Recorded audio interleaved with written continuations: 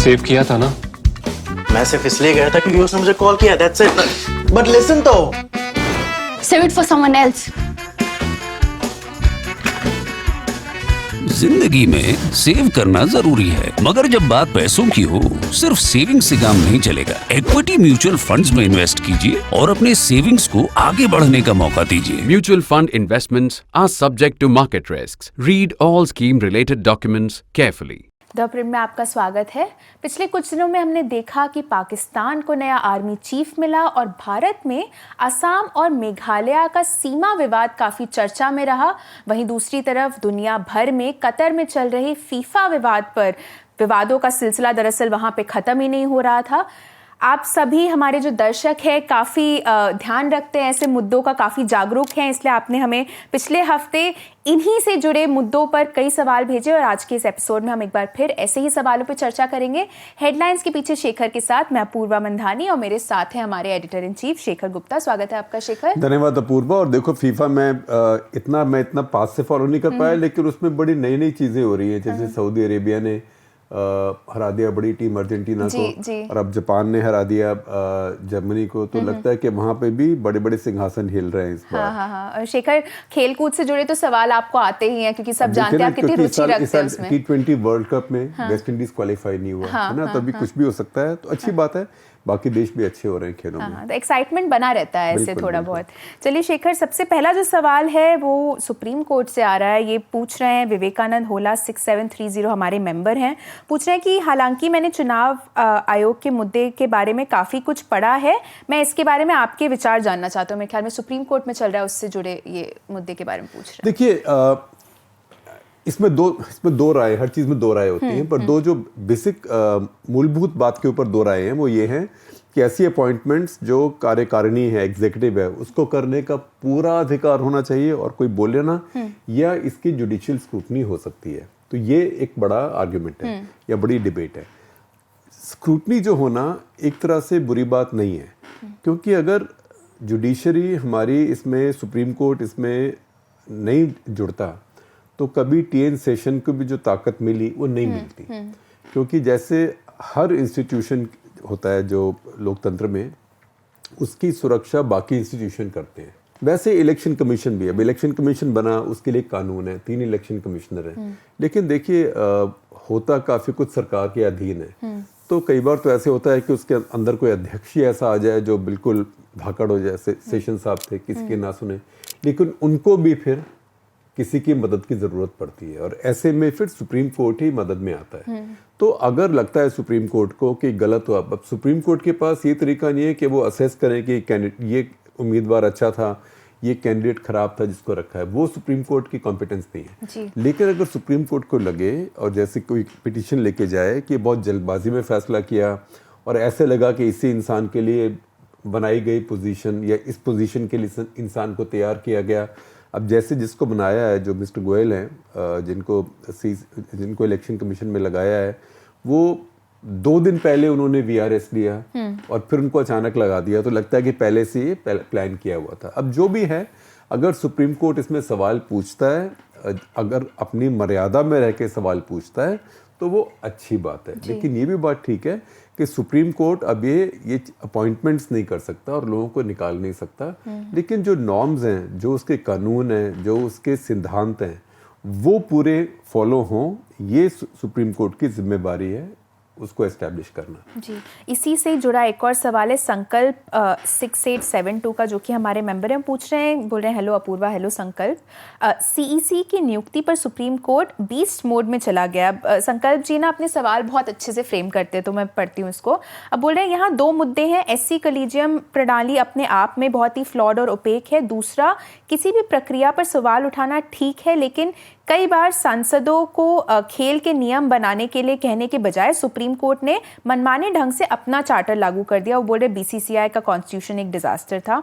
अब वो पूछ रहे हैं कि लक्ष्मण रेखा कहाँ है और क्या आपको लगता है कि कानून निर्माता भी खुद को बैकलैश से मुक्त करने के लिए एससी पर चीज़ों को ढकेलते हैं? देखिए, पहली बात तो ये कि आपकी सारी बातें वजन वाली है। आपकी आखिरी बात पहले मैं देखता हूँ, तो कई बातें ऐसी होती हैं जिसमें कि कानून बनाने वाले या जो हमारे एमपी हैं, एमएलए हैं या जो हमारी चुनी हुई सरकारें हैं वो सोचते हैं अरे यार ये बड़ी मुश्किल है बात सुननी, कोर्ट पे डाल देते हैं।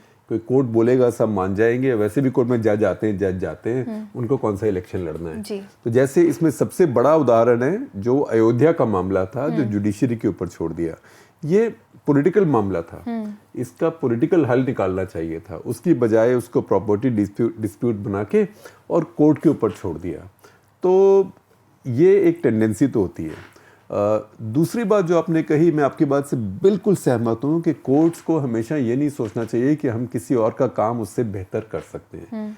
कोर्ट्स को सिर्फ ये देखना चाहिए कि जिसको जिस काम करने के लिए संविधान ने कहा है वो काम कर रहा है कि नहीं और संविधान के अनुसार कर रहा है कि नहीं।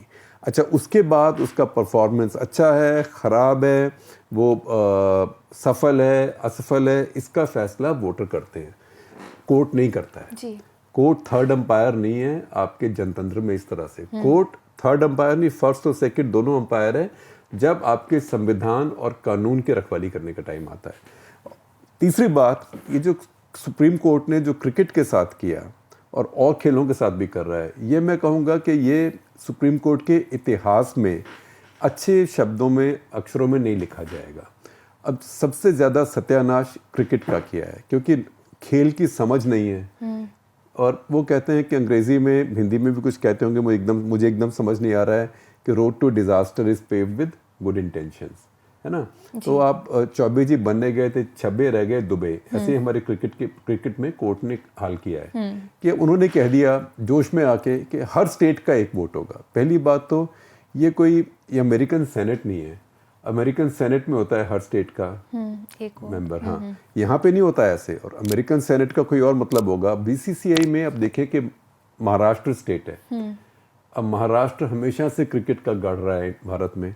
वहाँ बॉम्बे एक क्लब है या एक टीम है, महाराष्ट्र एक टीम है, विदर्भ एक और टीम है। अब 3 तो टीमें, पर आपने कहा कि आपका एक ही वोट है। और उन तीनों टीमों में दम है कि कभी ना कभी वो रणजी ट्रॉफी हमारे देश की रैंकिंग्स में ऊपर रहती है। अगर आप देखें कि गुजरात 3 टीमें हैं रणजी लेवल की, एक तो गुजरात जिसे कहते हैं, एक सौराष्ट्र और एक बड़ौदा, तीनों रणजी में टॉप लेवल की टीमें, उनको भी कहा आपका एक वोट होगा।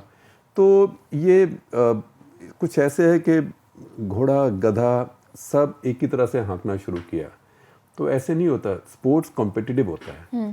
स्पोर्ट्स के अंदर, ठीक है, ये नहीं मैं कहता कि नागालैंड के लोग ना खेलें क्रिकेट, मेघालय के ना खेलें, अरुणाचल के ना खेलें, सिक्किम के ना खेलें, छोटी छोटी स्टेट्स हैं, सबको खेलना चाहिए। लेकिन इसीलिए खेलों में मल्टीपल लेवल की लीग्स होती हैं जी। A division, B division, C division, इस तरह से।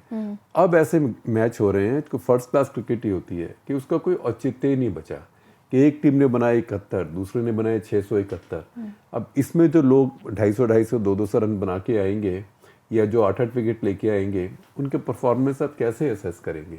और ये फर्स्ट क्लास सबके रिकॉर्ड अब ऐसे बने जा रहे हैं। कई तो ऐसे भी खेल हुए हैं जिसमें कि टीम पूरी आउट हो गई, मेरे ख्याल 6 में या 4 में, T20 टाइप मैचेस में। तो हर लीग का अलग लेवल होना चाहिए। ये सुप्रीम कोर्ट ने बहुत ही बर्बादी करी है। और जो वो अचीव करने गए थे वो तो हुआ नहीं। वो उसके अंदर से नेता लोग को हटाने गए थे, अब तो नेता लोग ही चला रहे हैं, है ना। जो नेता लोग नहीं तो उनके भाई और बच्चे या चला रहे हैं। वो अगर ये कहने गए थे कि जो फॉर्मर प्लेयर्स हैं वो चलाएं, तो ऐसा कोई नहीं चला रहा है अभी। एक सौरभ गांगुली थे, वो भी अब हट गए। तो अभी आपने रॉजर बिन्नी को बना दिया है, फिर भी आप देखें आपको नज़र आ जाएगा कि कौन चला रहा है। इलेक्शन होते हैं तो सबके सब वोट एक को मिल जाते हैं। तो ये कोर्ट को इसमें घुसना नहीं चाहिए था। और कोर्ट ने अपना टाइम बर्बाद किया और भारत की क्रिकेट की बहुत बर्बादी करी है। क्योंकि भारत दुनिया में क्रिकेट का नेता क्यों बना? इतने साल भारत दुनिया में टेस्ट क्रिकेट का नंबर 1 कंट्री रहा, अभी भी 1 और 2 में रहता है। भारत ने उतनी ही आईसीसी ट्रॉफीज जीती हैं जितनी इंग्लैंड ने जीती हैं। ये लोग नहीं सोचते हैं इस बात को। क्यों? क्योंकि भारत में बीसीसीआई ने बहुत अच्छा मल्टी लेवल सिस्टम बनाया था। स्कूल, उसके बाद में अंडर 17, अंडर 19 जो भी होता है, जूनियर, ए टीम वगैरह वगैरह, बहुत कॉम्पिटिटिव था। फिर आईपीएल था, तो उससे बहुत मेरिट के साथ लोग आते थे। उसके अंदर सुप्रीम कोर्ट ने एक ये यूपीएससी घुसा दिया अपना। तो मैं कहूँगा कि मतलब बहुत ही ज़्यादा अफसोस की बात है कि इतने मुख्य न्यायाधीशों के नीचे ये काम हुआ और सब इसमें लगे रहे और इसमें एक सेट के लोगों का फ़ायदा हुआ, वो रिटायर्ड जज, काफ़ी सारे उनको बहुत भत्ता मिल गया बीसीसीआई से, कुछ रिटायर्ड जो नौकरशाह थे उनको मिल गया और एक आध और इंसान को ऐसे मिल गया। ये जो क्रिकेट में जो सुप्रीम कोर्ट ने किया है, ये क्रिकेट के साथ एक क्राइम है। जी शेखर, खेलकूद की बात चल रही है तो फीफा पे सवाल लूंगी क्योंकि हमारे दर्शक इस पे कुछ आपसे सुनना चाहेंगे। ये मत पूछिएगा कोई फोटो दिखा के ऑफसाइड था क्या नहीं था मुझे कभी समझ नहीं आ सकता। नहीं शेखर, वो नहीं किया है इन्होंने। अब छुटकी _95 इनका यूजर नेम है, पूछ रहे हैं कि कतर में चल रहे वर्ल्ड कप और उसमें ह्यूमन राइट्स वायलेशन के आरोपों में फीफा का किस तरह का रोल होना चाहिए। देखिए ह्यूमन राइट्स प्लेयर हैं, टीम है, कुछ कर रही हैं, लेकिन कुछ चीज़ें ऐसी हैं जो दुनिया में आजकल के ज़माने में जिनके ऊपर बहुत एम्फेसिस है। तो उनमें से एक है जैसे गे राइट्स हैं, प्राइड कलर्स हैं। ये भी बात है कि खिलाड़ियों में भी बहुत लोग गे हैं और वो प्राइड कलर्स पहनते हैं और ये एक तरह से दुनिया भर में कैंपेन भी चल रहा है कि ये सबकी इक्वालिटी होनी चाहिए, किसी के साथ भेदभाव नहीं होना चाहिए। तो अब कतर में ये कहना है कि आप वो कलर का बैच लगा के भी नहीं आएंगे, आप टी शर्ट पहन के भी नहीं आएंगे और बातों पे बैन लग जाना, ये ठीक है अगर प्लेयर्स उसको प्रोटेस्ट करते हैं। फीफा का इसमें खास रोल नहीं है क्योंकि फीफा क्या है, फीफा तो एक तरह से एक कंपनी है जिसका काम है मैनेज करना दुनिया की फुटबॉल, कि उसके रूल बनाना, रूल के हिसाब से फुटबॉल हो, जो लोग क्वालिफाई करें वो आए और उनका बहुत टफ सिस्टम है। देखिए इस साल इटली जैसी टीम वर्ल्ड कप के लिए क्वालिफाई नहीं करी क्योंकि मेरिटोक्रेटिक सिस्टम है। और इटली को किसने हराया? इटली को हराया नॉर्थ मैसेडोनिया ने। अब नॉर्थ मैसेडोनिया को अगर आप नक्शे में ढूंढेंगे, मैं आपको थोड़ा एक क्लू दे देता हूँ, यूरोप के नक्शे में, यूरोप में भी पूर्वी यूरोप, ईस्ट यूरोप के नक्शे में, चलो उसके आगे बोलता हूँ बॉल्कन्स के एरिया में, आपको फिर भी नहीं दिखेगा आराम से। वो इतना छोटा देश है, सिर्फ 20 लाख आबादी है उसकी और उसने इटली को हरा दिया और इटली क्वालिफाई नहीं किया। तो फीफा का काम ये एक टफ रोबस्ट सिस्टम चलाना है। फीफा का काम दुनिया भर की पॉलिटिक्स बदलना नहीं है क्योंकि वो फिर ऐसे ही पेचीदा मसला हो जाएगा जैसा कि सुप्रीम कोर्ट ने कोशिश की क्रिकेट को बदलने की। तो इसमें वही प्रिंसिपल होता है जिसका काम उसी को साजे और करे तो डंका बाजे, राइट। तो अभी ये बात मैं कहूँगा कि जो पॉलिटिकल करेक्टनेस की है कतर के बारे में, ज़रूरत से आगे चली गई है। हाँ ये ज़रूर है कि कतर में जो स्टेडियम बनाए गए बहुत जल्दी में बनाए गए। अब देखिए कतर के पास बहुत पैसा है, कतर दुनिया का सबसे अमीर देश है, सबसे अमीर। और आबादी कितनी कतर की? करीब 3 लाख आबादी है।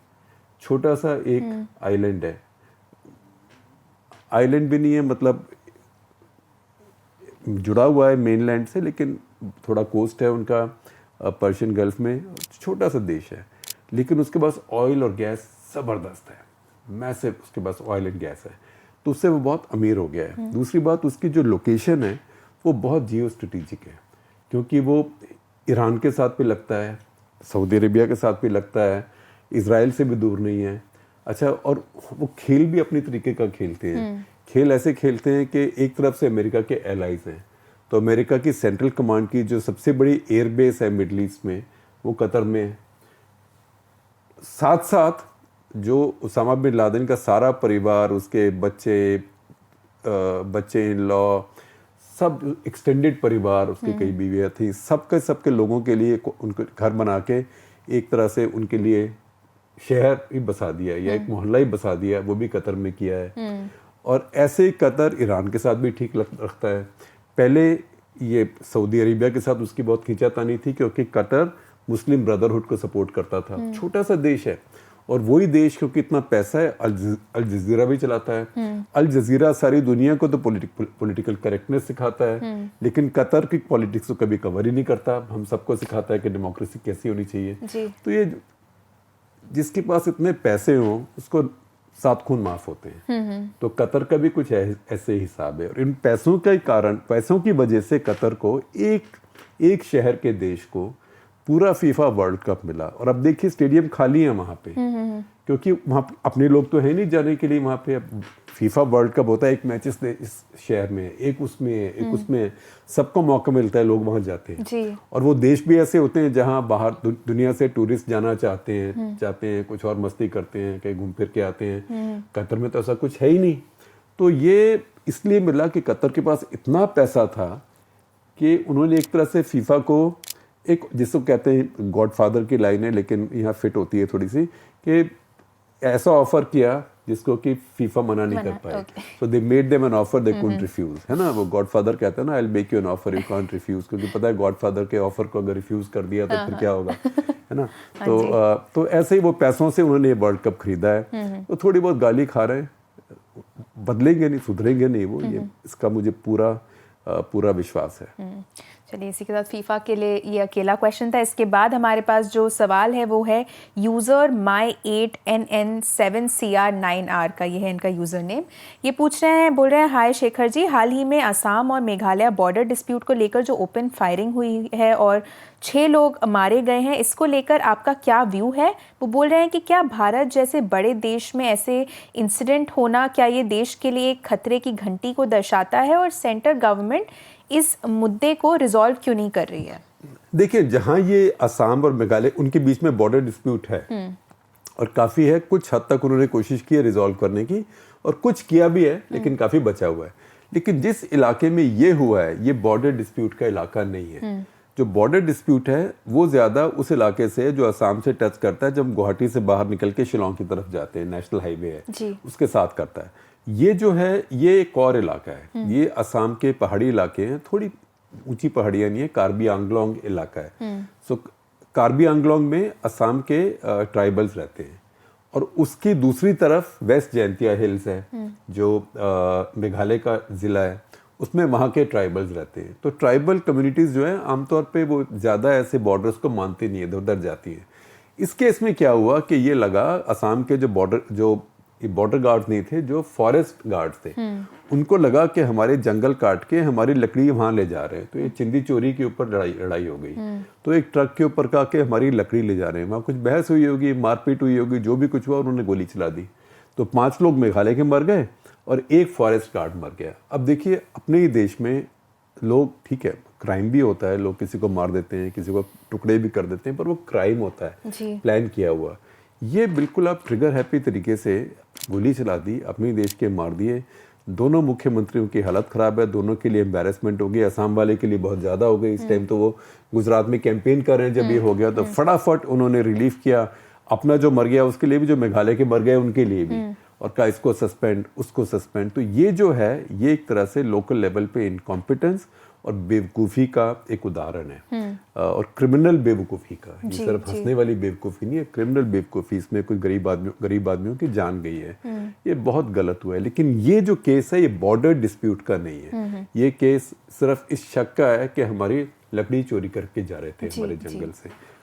अगला जो सवाल है वो चंदन चौधरी 1818 का आ रहा है, जो कि हमारे मेंबर हैं। वो पूछ रहे हैं कि सरेंडर करने वाले रूसी सैनिकों पर यूक्रेनी सैनिकों द्वारा किए गए कथित युद्ध अपराध के विरोध वीडियो पर आपकी क्या राय है? वो बोल रहे हैं, ज़मीन पर लेटने पर उन्हें निर्दयता से गोली मार दी गई। यहाँ तक कि यूएस ने भी इस तरह की कार्रवाई की निंदा की और कहा कि युद्ध कानून सभी पक्षों के लिए समान है। देखिए, ये जो लड़ाई अभी हो रही है यूक्रेन और रूस की, ये अब बहुत ही ज़्यादा कड़वाहट भरी हो गई है। कोई लड़ाई प्यार में तो होती नहीं, हर लड़ाई में कड़वाहट होती है। लेकिन जब लंबी लड़ाई चलती है तो वो, उसमें जो डिसिप्लिन होता है एक बेसिक, जिसको हम कहते हैं सोल्जर लाइक बिहेवियर, कि जैसे फौजियों को बिहेव करना चाहिए। देखिए, फौजी हैं, ये मॉब नहीं है, तो किसी फौज को भी मॉब की तरह बिहेव नहीं करना चाहिए।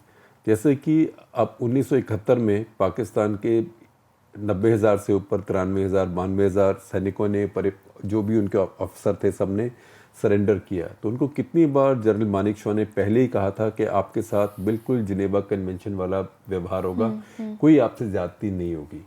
लेकिन ये ईरान इराक लड़ाई में भी देखा गया था, वो बहुत लंबी चली थी और दोनों पक्षों ने एक दूसरे के कैदियों के साथ बहुत बुरा व्यवहार किया था।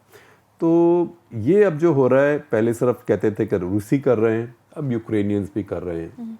और अच्छी बात आजकल ये है कि आप ऐसी बात अगर करेंगे ना, तो कभी छुपी नहीं रहेगी, क्योंकि ऊपर वाला सब कुछ देखता है। और ऊपर वाला आजकल ये फोन होता है जो हर किसी के हाथ में होता है, तो जो कोई कुछ भी गड़बड़ करता है उसका सबूत बाहर आ जाता है। अब देखिए अमेरिका ने भी अबू ग्राइब की जो जेल में बड़े बड़े गंदे काम किए, गलत काम किए, वो कहाँ से बाहर आया? किसी ने उसका वीडियो बना लिया ना। तो ऐसे यूक्रेनियंस का भी हो गया। तो यूक्रेनियन सरकार कुछ करे ना करे, हालांकि अगर कोई वो अच्छी आर्मी है तो उस आर्मी के जनरल्स को खुद चाहिए कि इसके ऊपर वो एक्शन ले, क्योंकि जो फौज अनसोल्जर लाइक तरीके से काम करती है वो फौज कभी जीत नहीं सकती, क्योंकि लड़ाई के मैदान में जाना, जीतना, उसके लिए लीडरशिप के लिए एक बहुत मॉरल अथॉरिटी चाहिए।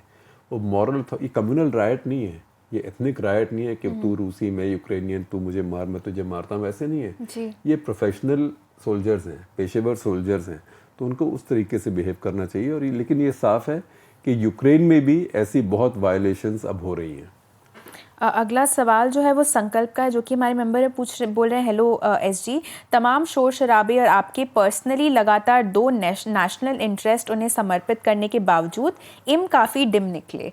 अब वो बोल रहे हैं कि न खान के लिए और न पाकिस्तान टीम के लिए 92 का रिपीट दोनों के लिए नहीं हुआ, और गुलायत यानी सेना जीत गई। नजम सेठी साहब बिल्कुल सही थे। अब इमरान खान के लिए क्या रखा है कि उनकी दोनों मांगों यानी समय से पहले चुनाव और चीफ ऑफ आर्मी स्टाफ की नियुक्ति को खारिज कर दिया गया है, और उनके पास सिर्फ तोशा खाना और अमेरिका के उनको डिस्क्रेडिट करने पर यू टर्न रह गया है। देखिए इमरान खान जो बोलते हैं करते हैं, वो कोई बड़े जीनियस तो नहीं है। क्रिकेट में जीनियस थे, ऐसे नहीं है, थोड़े बॉल टेम्परिंग में भी जीनियस थे।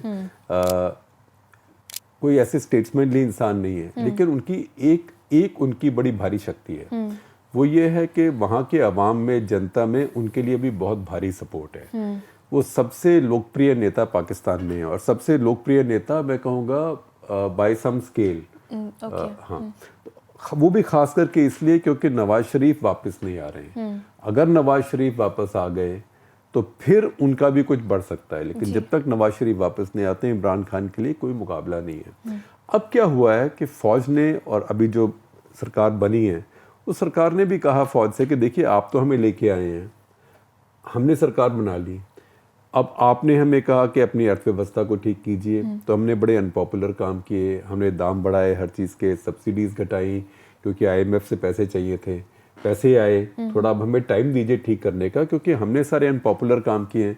हमने पेट्रोल डीजल का दाम बढ़ा दिया, हमने बिजली का दाम बढ़ा दिया, वो तो हमने सब कुछ कर दिया। अब तो हम अनपॉपुलर हो गए ना, अनपॉपुलर काम करके, तो अभी आप चुनाव करा देंगे तो फिर वापस आ जाएंगे। और जल्दी क्या है, क्योंकि चुनाव ये तो है नहीं कि चुनाव ड्यू हैं और आप नहीं करा रहे हैं, चुनाव ड्यू हैं अगले साल के सेकेंड हाफ में, लेट जाके, तो हमें समय दीजिए। तो ज़रूर है कि ये तो कभी संभव ही नहीं था कि इमरान खान इस समय आर्मी चीफ के सिलेक्शन को इन्फ्लुएंस कर पाए, ये तो एक पाइप ड्रीम था। लेकिन ये संभव था उनके लिए कि कुछ ऐसी स्थिति क्रिएट कर दें कि अब इलेक्शन अभी कराने पड़ जाए। वो नहीं कर पाए हैं, क्योंकि उसमें जो एक हिम्मत चाहिए फौज के खिलाफ खड़े होने की, खास करके अगर फौज नहीं चाहती तो वो हिम्मत उन्होंने दिखाया कि उनके अंदर नहीं है। अगला सवाल जो है वो सागर अग्रवाल 6025 से, वो पूछ रहे हैं कि अशोक गहलोत कांग्रेस CM है या रिबेल कांग्रेस CM है? देखिए अशोक गहलोत CM है ना, कांग्रेस थोड़ा बाद में आता है, क्योंकि अशोक गहलोत ने वो करके दिखाया है जो कांग्रेस पार्टी में किसी नेता ने बहुत सालों से नहीं किया। वो ये दिखाना कांग्रेस पार्टी की हाई कमांड को कि आप कौन है, हम अपने खुद लीडर हैं। तो वो अपने लीडरशिप को डिफाई कर रहे हैं। ये कांग्रेस पार्टी में आमतौर पे होता नहीं है, क्योंकि कांग्रेस पार्टी हमेशा हाई कमांड वाली पार्टी रही है। तो जब से सोनिया गांधी ने टेक ओवर किया है, करीब 30 साल हो गए, 30 नहीं, अब हाँ 25-27 साल हो गए, कांग्रेस पार्टी में ऐसा कभी नहीं हुआ है। ये पहली बार हो रहा है, और इसका क्या हाल हो, क्या हश्र होगा, मुझे नहीं पता। इस बात पे निर्भर करता है, जो हम नहीं जानते हैं कि कांग्रेस पार्टी या गांधी परिवार सचिन पायलट के बारे में क्या सोचता है। क्योंकि अगर अटकलें देखें तो एक अटकल ये भी लगाई जा रही है कि वो खुद सोचते हैं कि सचिन पायलट ज़्यादा महत्वाकांक्षी हो गए हैं, नौजवान नेता हैं, तो उनसे थोड़ा इनसिक्योर फील करते हैं, तो उसको यही ठिकाने लगा दें अशोक गहलोत। तो ये बात हमें मालूम नहीं है, लेकिन 3 दिसंबर को पदयात्रा जो है राहुल गांधी की राजस्थान में आएगी, तो तब फोकस राजस्थान पे शिफ्ट होगा, तब हम देखते हैं क्या होता है। अगला सवाल जो है वो फानिन 87 का है, जो कि हमारे मेंबर है। वो पूछ रहे हैं कि क्या आप तेलंगाना में केसीआर और बीजेपी के बीच लड़ाई पर टिप्पणी कर सकते हैं, और वो एक और बात पे आपके ओपिनियन चाहते हैं, एसआईटी ने जो बीएल संतोष को नोटिस भेजा है उस पर। देखिए, तेलंगाना में कुछ ऐसा ही झगड़ा होने वाला है, ऐसी लड़ाई होने वाली है बीजेपी की और लोकल पार्टी की, जैसे कि पश्चिम बंगाल में बीजेपी की और ममता बनर्जी की हुई थी। तो वही यहाँ पे टीआरएस की और बीजेपी की होने वाली है, क्योंकि कांग्रेस पार्टी वहाँ बिल्कुल कमजोर हो गई है। पहले नंबर 2 पार्टी कांग्रेस होती थी, अब कांग्रेस पार्टी वहाँ पे एक तरह से खत्म हो गई है इस समय।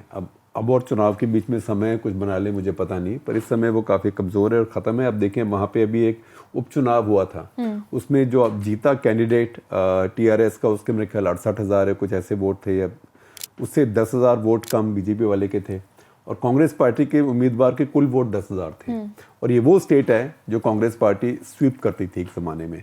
तो कांग्रेस पार्टी वहाँ कमजोर है, बीजेपी उसकी जगह में घुस रही है, और बीजेपी को लगता है कि मौका है, और केसीआर मल्टीपल टर्म में रह चुके हैं, तो मल्टीपल एंटी इनकम्बेंसी है, तो अच्छा मुकाबला होगा। और ये भी मैं कह सकता हूँ कि बहुत ही डर्टी मुकाबला होगा। इसमें कोई रूल फॉलो करके मुकाबला नहीं होगा। खूब गाली गलौच होगी, खूब केसेस होंगे, सब अपनी अपनी एजेंसीज का इस्तेमाल करेंगे।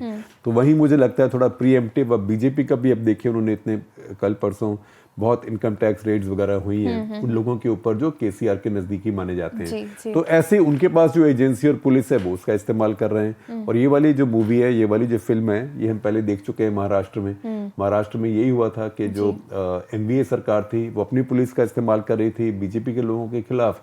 अब बीजेपी वाले अपनी पुलिस का खिलाफ, पुलिस का, ईडी का, सीबीआई का इस्तेमाल कर रहे हैं उनके खिलाफ। तो ये जो झगड़ा होगा ना, जो लड़ाई होगी तेलंगाना में, ये भी जिसको नो होल्ड्स बार्ड, कोई दाव पेच किसी चीज पे बैन नहीं है, बिलो द बेल्ट, जहां मर्जी, साम दाम दंड भेद सब चलेगा।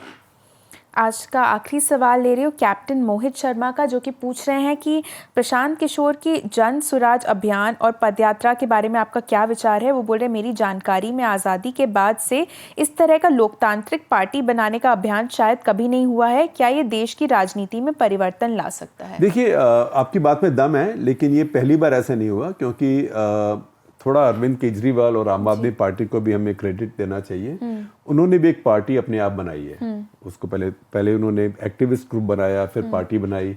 तो इस जमाने में कुछ पार्टियां बन रही हैं, और उसका एक कारण ये भी है कि अब जो डिग्री ऑफ डिफिकल्टी थी पार्टी बनाने में थोड़ी कम हो गई है, सोशल मीडिया की वजह से और डिजिटल मीडिया की वजह से। कि आप एक अपना जो संदेश है बहुत जल्दी लोगों के पास ले जा सकते हैं, जो पहले आसान नहीं था। तो जितने भी नए पॉलिटिकल फोर्सेस बने, अच्छा है। अब देखिए, उनको लगता है प्रशांत किशोर को कि बिहार में एक मौका है, क्योंकि 30-40 साल से वही लोग राज कर रहे हैं, वही नीतीश लालू। और ठीक है, बिहार में कुछ बदलाव आया है, लेकिन फिर भी भारत का सबसे बैकवर्ड, सबसे गरीब प्रदेश है, और सबसे लोअर, सबसे नीचे सोशल इंडिकेटर्स हैं कोई बड़े स्टेट के लिए। तो लोगों को फ्रस्ट्रेशन तो होती है, तो उनको लगता है कि उसके बीच में शायद एक ओपनिंग मिले, तो और वहाँ पे अपनी पॉलिटिकल फोर्स खड़ी कर रहे हैं। अब वो ये इतनी बड़ी फोर्स खड़ी कर पाएंगे जैसे कि टीएमसी खड़ी हो गई बंगाल में, या केसीआर खड़े हो गए टीआरएस तेलंगाना में, जिनकी अभी हम बात कर रहे थे, वो कहना दूर की बात है। पर अगर प्रेशर ग्रुप भी बन जाए, ये भी लगे कि उनको 10-15% वोट मिलने वाला है और उनका एक नाम है, तो इस बात से मुझे कोई आश्चर्य नहीं होगा अगर बीजेपी उनके पास जाए, बोले कि आप हमारे यहाँ आ जाइए, हमारे को भी एक नेता चाहिए। तो ये सारा खेल अभी शुरू हुआ है। ये अगर आप माने कि ये टेस्ट मैच है, तो उसका ये सेकंड सेशन हो रहा है, क्योंकि एक टेस्ट मैच में तो 15 सेशन होते हैं। तो ये सेकंड सेशन चल रहा है, बिहार में भी समय है बिहार में। चलिए, इसी के साथ, इस क्रिकेट रेफरेंस के साथ ही हमारा आज का एपिसोड यहीं ख़त्म होता है। आपने एक बार फिर हमें बिल्कुल निराश नहीं किया। आपने भारतीय राजनीति, अंतर्राष्ट्रीय राजनीति और फीफा तक हमें कई तरह के सवाल भेजे। उसके लिए आप सभी का एक बार फिर बहुत बहुत धन्यवाद। हमसे जुड़ने के लिए भी आप सभी का बहुत धन्यवाद। और इस बात का भी धन्यवाद कि आपने मुझे ये नहीं पूछा कि फलाना ऑफसाइड था कि नहीं ऑफसाइड था, क्योंकि मुझे कभी समझ नहीं आया ऑफसाइड क्या होता है। इसलिए मैं देखता हूँ जैसे हॉकी का खेल है हमारा, उसमें ऑफसाइड खत्म कर दिया है। कोई जहां से जाके मर्जी गोल मारे, है ना, तो उसमें गोल भी बहुत ज्यादा हो जाते हैं। तो जो लोग बहुत खेल को पसंद करते हैं, बिना ऑफसाइड के तो मजा ही नहीं है। ऑफसाइड में स्किल आती है, लेकिन स्किल तो जरूर आती है फुटबॉल में, लेकिन मुझे समझ नहीं आता है। शेखर, शायद हमारे दर्शकों को बोल सकते हैं कि आप कमेंट सेक्शन में कोशिश करें कि वो बता पाए कि क्या है, कैसे। अगर आप मेरी ट्यूशन करना चाहते तो आप करिए, कमेंट सेक्शन में जरूर बताएं हमें। मैं सारे कमेंट्स शेखर को पढ़वाऊंगी। और आप खेल देखते रहिए। देखिए, दुनिया में कोई भी चीज सबसे थेरेप्यूटिक होती है अच्छा खेल कोई देखना। तो आज बहुत अच्छा मौका है, और अभी थोड़े दिनों में हमारी फिर ओडीआई सीरीज भी शुरू हो जाएगी न्यूजीलैंड में, तो खेल के अब मजे ही मजे हैं।